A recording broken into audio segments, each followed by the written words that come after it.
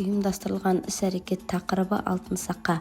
Мақсатымыз ересек топ балаларының ертегі желісі арқылы 5-ке дейінгі сандарды үйрету, ұлттық аспаптарымызды таныстыру, жүн технологиясымен жұмыс жасауға үйрету.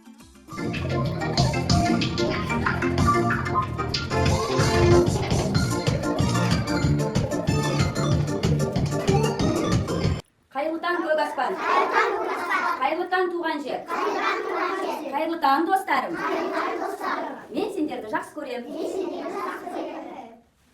Сәлеметсіздер ме балалар? Балалар, бүгінгі біздің сабағымыздың тақырыбы алтын сақа ертегісі. Балалар, сендер алтын сақа ертегісін білесіңдер ме? Иә, алтын сақа ертегісінде қандай кейіпкерлер бар? Иә, қайда біз одан да экраннан, көгілдір экранның ар жағынан алтын сақа ертегісін тамашалайық. бұрынғы заманда бір бай өмір сүріпті. Оның перзент туғапты. Соған зарығып жүріп, ақыры бір перзентке қол жеткізіпті.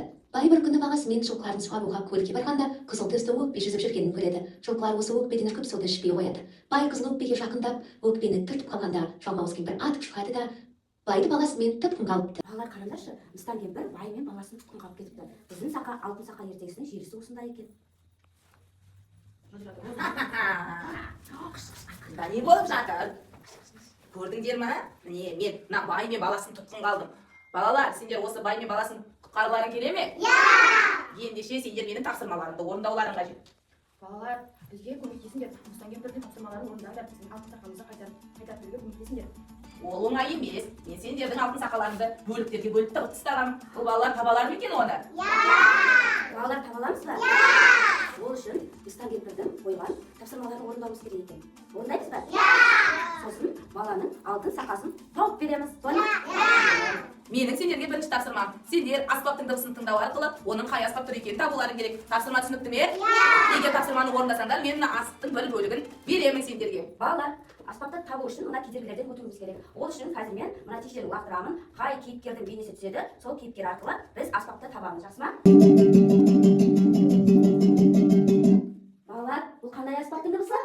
Домбыра. Жарайсыздар, келе қояйық. Ненің бейнесі түсті? Асықтың. Кәне асықтың үстіне секіреміз. Домбыраны алып.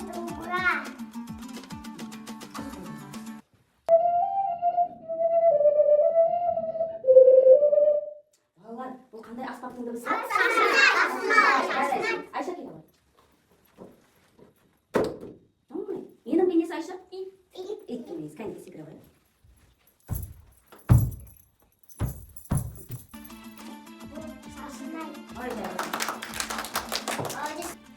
Ой, балалар, мен сендерді мына тапсырманы орындалмайтын шығар деп едім. Ал сендер орындадыңдар. Ақылды балалар екенсіңдер. Ендеше мен сендерге мына сақаның бір бөлігін беремін.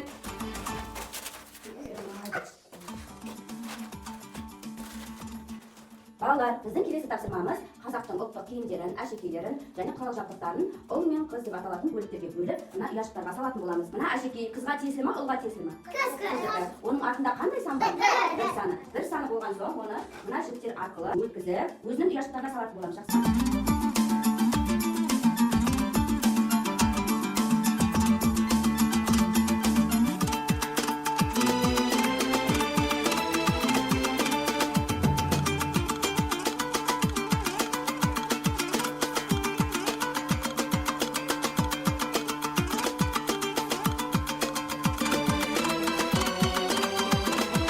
Адина, сенің қолындағы қандай сурет? Бүкілі тақия. Ай, жарайсың. Тақында қандай сан бар? Бір. Қане көрсетші. Бір саны, жарайсың, сала бір саны. Ой, балалар, сендер тағы да жеңіп кеттіңдер ғой мені. Жарай, ендеше мен сендерге сақаның екінші бөлігін берейін. Екінші бөлігі табылды.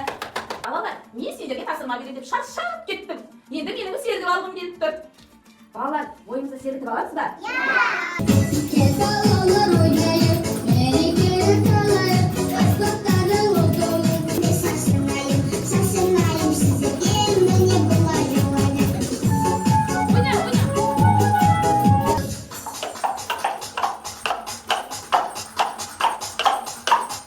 Балалар, біз сергіп алдық па?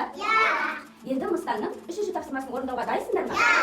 Ал бізде үшінші тапсырма жүн технологиясы деп аталады. Ол үшін біз киіз үйдің ішіне барып, түрлі түсті жүндермен жұмыстар жасайтын боламыз. Балалар, бүгін біз жүн технологиясының орталығына келдік. Бұл жерде біз мына жүндермен жұмыстар жасайтын боламыз. Мысалы, мына Айшаның алдындағы тұрған асықтың бейнесіне мына жүнді алып, екі қолымызбен бөліп жапсыратын боламыз. Айша, мен қазір клей жаптерім, осылай жапсыратын боламыз. Ал келесі мына бөлімінде бұл жерде оюдың бейнесін жасайтын боламыз. Бұл жерде оюдың бейнесіне жүндерді жапсыратын боламыз. Түсіндік па? Келесі, және де жүндерден мынадай әдемі моншақтар жасайтын боламыз.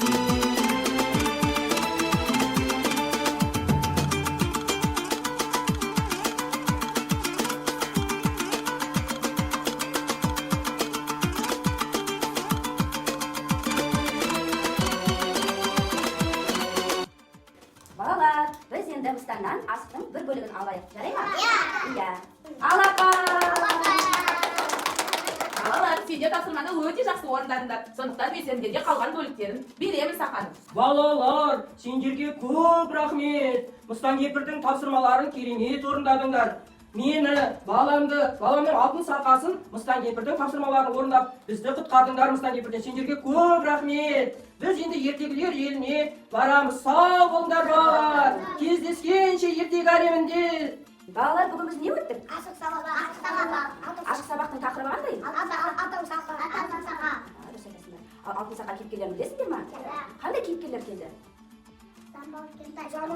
Біз балаға нені қайтарып бердік? Алтын